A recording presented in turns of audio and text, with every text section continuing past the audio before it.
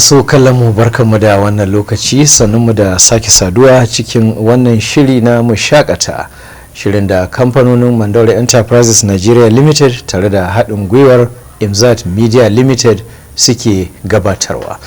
A wannan yammaci mun gayyato muku wani shahararren jarumin fina-finan Hausa wanda duniyar Kannywood take alfahari da shi a halin yanzu.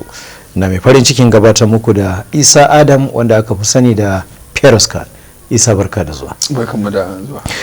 Isa ya fito a fina-finai daban-daban waɗanda suka yi tasiri a duniyar Kannywood. Amma karo na farko ina ganin bari mu fara tambaya ka da cewa shi akwai lakani da ake mana Feroz Khan. Feroz Khan jarumin fina-finan Indiya ne kuma ba na zamanin ka ba. Ya aka ka samu wannan lakanin? Wato assalamu alaikum. Shi dai asalin sunan Feroz Khan ya taba samuwa a sanadiyar wani abokina da muke wasan rawa da shida ana ce masa Abubakar Farabuli. To wani aski na je na yi ne lokacin za mu ɗanyi tafi wani wasa ne mu je za mu yi wani competition a bayan Marhaba Cinema. To da na yi askin shine ina shiga ka san yau da gobe sai Allah haka sai na ɗauki kumfallos akwai wani abu ana ce masa kumfallos wanda ake shampo da shi na gargajiya sai na saka ina gada a ganin ina har yanzu akwai tabo. To sai ja gashi sakawa sai ja gashi ya cinye kawai sai ne kwalkwal irin wato salsali kenan. Na gane. Ina zuwa sai ce kai kaga Isa yau kamar Isa kamar Feroz Khan to shikenan sai magana sai ta sai wannan sunan ya zama haka. To bari mu dawo Kannywood. Sai gaskiya ne. Ya aka yi ka shigo sha'awa ko neman kuɗi ko kuma wani ne jawo ka? To a gaskiya dai ni mutum ne kuma abocin san rawa a da. Dan a wani lokacin muna da wani group da muke yin rawa. Mu hudu ne ko wance mu biyar. Akwai Abubakar, akwai Sani, Allah ya ji kanshi da gafara. Akwai Nura Muhammad, akwai Nura Imam, akwai SK, akwai Yahuza Dan Maki. To nan lokacin sanadiyar rawan da ya sa har Allah ya haɗa mu da Adam E Zango lokacin ina zuwa ina wasa a wani gidan wasa ana ce masa Lahai. Lahai cikin birnin Kano ke. Cikin birnin Kano nan Zurot. Haka. To Adamu ma yana zuwa Adam E Zango. Shi ma na dan yin wasa a lokacin. To sai ya zama to na daina zuwa na dan samu canjin sana'a na koma harkan waya. To wannan dai Allah bai sake haɗa mu da Adam E Zango ba. Sai wata rana ya zo wasa wani gidan wasa ana ce masa na manta sunan gidan wasa amma a Dawanau ne cikin garin Kano. To na to sai Allah ya haɗa mu da shi sai ce dama ina nan har yanzu ina wasa ne ce ina yi wani lokacin na ga dama. Sai ce to me zai hana in dawo cikin harkar fim in ji Adam ya zango kenan. Sai ce to ba matsala idan har kana ganin zaka iya zame min kamar kai ne sila ko mai gida ma duk ba matsala ba ne ce insha Allah Allah ne dai sila amma Allah ne ke ba da ikon yin komai. Amma dan adam shi kan zama mujaza ko sila. To yana so ya zama to sila. Yace in daina rawa da ana kiran mu muna yin rawa a fim haka. Sadani ya shigo ka kenan da wani fim ka fara? To a wannan lokacin fina-finan ne rawa da su don ba zan ita nasu ba gaskiya na rawa a cikin ina nufin fim na Hausa wanda za a ce gashi an kai shi kasuwa an siyar. Ka iya tuna? Na akwai wani fim na Abbas Sadiq na manta sunan fim din gaskiya da ni da Zainab Idris. Haka ne. Abbas Sadiq shi ya fara saka ni a wannan fim din muka yi fim din muka yi action tare da ita wani waje ana ce masa Magwan. To a nan cikin garin Kano. Shi kuka yi wannan fim. To shikenan yanzu bari mu dawo kan alaƙar ka da jaruman fina-finai yan uwanka. Ban sani ba akwai wani role da ka fi sha'awa a ce misali ka fito a magidanci ko a saurayi ko a wanne ne gurbin da ka fi so a saka a cikin fim? A gaskiya ni dai role din da na fi so a bani kamar irin role irin na billion role kamar role irin na mugunta kashe wanda zai zama na cewa abinda da bature ke ce boss. Boss kenan na fi so fito a boss gaskiya dan me yasa kawai ka san kowa da inda ya fi so a saka shi. Ba ka san finin soyayya? Gaskiya dai ban fiye san na fi son crime story gaskiya. To amma akan saka ana soyayya da? Akan saka ni ina yi. Kaman wanne kai? Na soyayya? To akwai fina-finan da ne kamar da dama na irin na soyayya akwai wani fim yana nan zai fito sunan shi Rai da So da ni da Rahama Sadau ne. Akwai Kafar Dama na Hafiz Bello da muka dan yi suna dan yawa da haka. Sannan akwai ina jinka. Sannan akwai irin su a Cibulus shi ma akwai, sannan akwai wani fim cuta ta dauki cuta wanda muka yi da Nafisa Abdullahi da Fati Washa. Cuta ta dauki cuta. Na'am, ina jin ka. Da kuma da dai sauran fina-finai haka wanda na fito. Haka ne. To a ka ce baka cika damuwa da fim din soyayya ba, shi kuma ana sa ka, amma akwai wani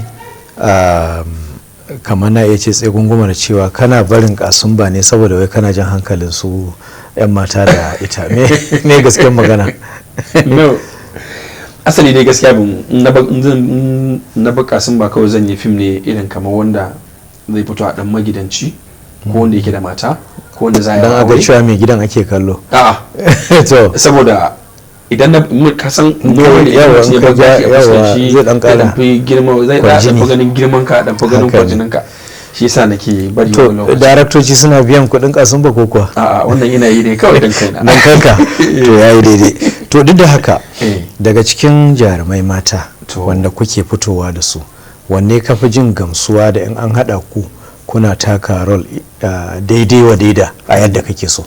To kowace dai gaskiya ina jin daɗin yin aiki da ita, amma na fi jin daɗin yin aiki da mata guda biyu, kamar Rahama Sadau sai Fati Washa. Sai Fati Washa. Haka ne, to me yasa? Wallahi ban sani ba. Haka kawai dai abin ne sai kake ganin kaman abin nan, ko fahimtar ku ɗaya ce ko kuma dai iyawa ce ta zo daidai? Allahu ya alamu, na ai iyawa ita kawai mu sai dai mutum yi kawai iyaka daidai na shi. Haka ne.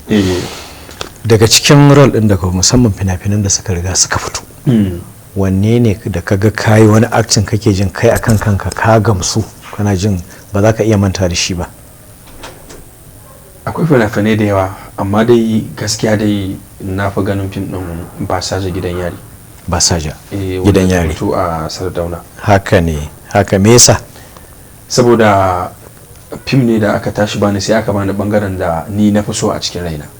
Haka ne. Wato na wannan kaman na bangaren shi bangaren villain ko mugunta ko kuma dai rashin kirki.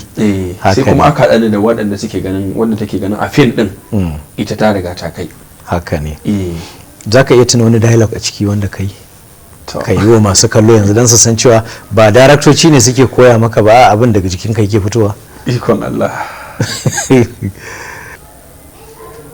Ke bari ki jin gaya miki wani abu wanda baki sani ba. Jabir ko kabari ya shiga sai ya fita. Yayi. To amma misali dauki masu kallo, su wane fim kai wanda kake jin sun fi marari, ko su yi ma waya ko su aiko ko ta email ko mene? Ana yi min magana akan Yar Amana, sannan ana min magana akwai wani sabon fim din da yake fitowa, sunan shi Juyin Sarauta. Yar Amana. Akwai Yar Amana. Me labarin Yar Amana din? To Yar Amana dai wani bawan Allah ne ya fito a yayana, wato ina ganin kamar ana ce masa Dr. Alhaji Ibrahim Mandawari. Shi ne fito a yayana, da kuma wata yarinya da aka kawo Yar Amana, wato a matsayin yar riko, yar abokinsa, yar aminansa da ya dauki alƙawari in Allah da zai rike ta amana. Ita ce wato Aisha Aliyu Tsamiya. To haka. Sannan sai matar shi sai 'ya'yansa guda biyu a gida, guda uku a gidan, ko in ce hudu, wanda sanadiyar ya sa wata rana ta kai markaɗe, aka samu aka dan zuba shinkafa bera a ciki tare da rashin sani, aka zo aka ci koya mutu a gida. To shi mutane suka fi maka magana akai? An yi min magana da shi akan shi da yawa, sai kuma magana Basaja Gidan Yari. Shi ko da yaushe kusan kullum ana mun magana shi ma gaskiya. Ka taba cin award na jarumi? Ikon Allah, no, wannan dai har yanzu gaskiya ban ci ba, amma na yi nominis ya kai kamar sau 4 ko sau 5 na fito a nomini. Haka ne. To a ƙarshen me fatan ka ga wannan sana'a ta fim? Kana so kai ta yi, kuma menene burinka? To ni dai fatana shine gaskiya ban ga ranar daina yin acting ba. Haka ne. Babu ranar daina yin acting a zuciyata gaba ki da.